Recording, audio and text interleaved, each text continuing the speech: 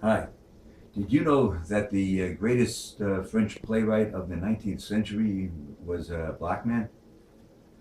He was the son of the famous author Alexandre Dumas, a subject that I covered previously. And like his father, he was born into poverty. His mother was a dressmaker by the name of Marie Labbé, and his father, at the time of his birth, was still in his teens and only earning $5 a day. But when his father started becoming a success, he wanted to give his son a worldly education. So he took him all over the world, introducing him to all his friends, from the salons of the elite to the dens of the underworld. And he took him to various countries such as Germany, Russia, Spain, Italy, and even North Africa. Now, the thing that made Alexandre Dumas, we call him Alexandre Dumas the son, so great was that he revolutionized playwriting. The plays in France up until that time were like light romances that didn't get too heavy into deep thought. Alexandre Dumas did. He brought a realism to the theater and, a complexity of thought that made his plays really deep and noteworthy. Now, the way he started was that he decided that he got inspired by his father's excursions to the underworld, and when his father took him along, and he decided to write a novel about that called "The Sins of His Youth," which had a fairly good amount of success. Then he wrote a novel which later became his masterpiece called Camille. And being in financial difficulty at the time, he decided to try to turn it into a play. And that's when his troubles began. Now, Alexandre Dumas didn't find it easy getting this play produced. But after many attempts and just as many failures, he finally was able to get it off the ground. And like his father's, first play, it became an instant success. Now, this, launched him into stardom. And in fact, that play became such a success that it became a classic, and it was even produced way into the 20th century. It was made into an opera and a silent movie even during the 1920s. And then when the talkies came out, the great actress of the 1930s era, Greta Garbo, actually played the part when it was made into a sound picture. Now, as I say, this put Alexandre Dumas into stardom just around the time that his father had also made it as one of the stars of the 19th century France. In fact, the two of them were looked upon as the giants of French literature. Now I'm going to compare the two Dumas as to how they were alike and how they were in contrast.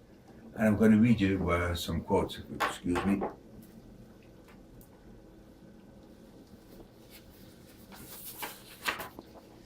It was said of the two Dumas that the father was always jolly and in a good humor, whereas the son was reserved and inclined to haughtiness.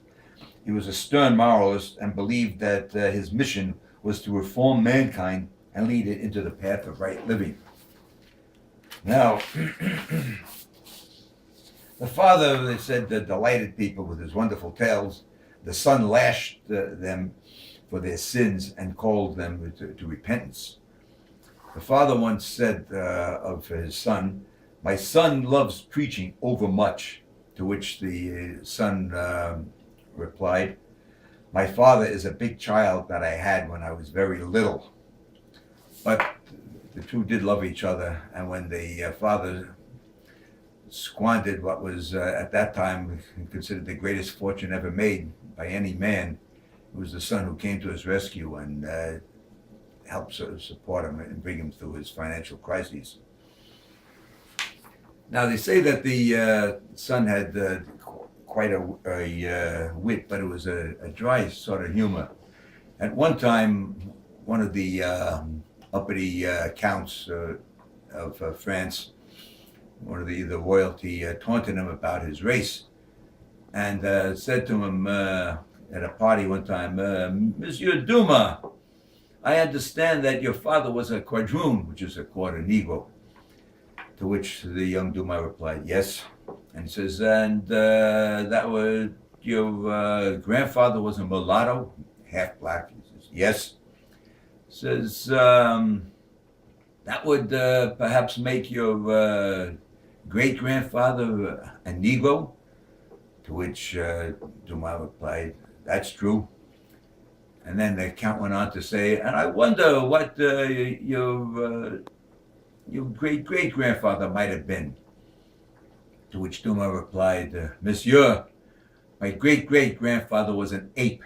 You see, my ancestry began where yours left off." Okay. Now, Alexander Dumas, the son, won higher literary honors than his father did, and was considered by many to be the better of the two writers, because he was a deeper thinker, and he had a tremendous understanding of human nature and a mastery of the theater that few before him or few after him could ever attain. Now let me read you a couple of the honors that were bestowed upon him. Excuse me a second.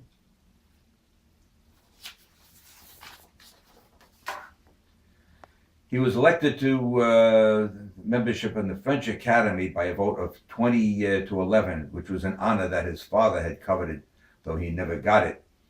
Then he was elected president of the Academy, the highest possible intellectual honor for any Frenchman, and was also awarded the Grand Cross of the Legion of Honor, the next highest honor. But it hurt him tremendously that he overshadowed his father and put him in the background. And in his acceptance speech, he had these words to say to the committee. "It was under the Son of Africa, of African blood, born of a Negro virgin, that was formed the one from whom thou wert to be born. The one who as a soldier of the Republic stifled a horse between his knees, broke an iron helmet with his teeth, and defended alone the bridge of Brixton against a guard of 20 men. Rome would have borne him in triumph and made him a consul. France, calmer and more economical, refused education to his son." That was Alexander Dumas' father. "And this son, reared in the forest under an open sky, driven by need and the force of his genius, invaded one day the great city and strode into the field of literature as his father strode into the field of battle, overturning all who did not make way for him." Now, this is his grandfather that he was referring to as being the great soldier, and I will get into that much later. But to get on with getting back to the son, he died in 1895 at the age of 71, and enjoying the great esteem of the French nation right to the end. It was said of him that with his death was extinguished the glory of the immortal trio: the grandfather, a Hercules, a Colossus, a giant, and a valiant soldier who personified action; the father, a storyteller par excellence, a master romancer who personified imagination; and the son, Alexander II, the subtle and faithful observer who personified reason. In the Place Malesherbes in Paris, a monument of Alexander the son stands near those of his father and his grandfather. School's out.